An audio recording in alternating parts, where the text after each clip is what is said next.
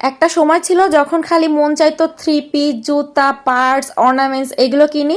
আর এখন এমন একটা অভ্যাস হয়ে গেছে, হাতে কিছু টাকা আসলেই মন চায় দৌড় দিয়ে দোকানে যেয়ে দেখি যে কিচেনের জন্য কি নতুন কালেকশন আসছে। এখন আমার হাতে কিছু টাকা হলেই আমার রান্নাঘরের জন্য হাঁড়ি, পাতিল, প্লেট এগুলো খালি কিনতে মন চায়। তো গিয়েছিলাম একটা কিনতে, নিয়ে আসছি কয়েকটা। তো আজকের ভিডিওতে দুইটা জিনিস আপনাদের সাথে শেয়ার করব।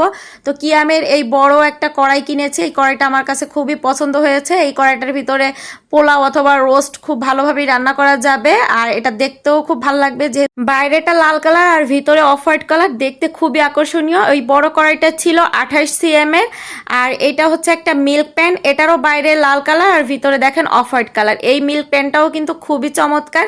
এটার ভিতরে স্যুপ, নুডলস, দুধ জাল করা, চা জাল করা থেকে শুরু করে বিভিন্ন কাজই কিন্তু এই কড়াইটার ভিতরে করা যাবে। তো এটা ছিল হচ্ছে 20 cm এর একটা কড়াই। তো দুইটা কড়াই মিলে আমার কাছে 2350 টাকা নিয়েছে।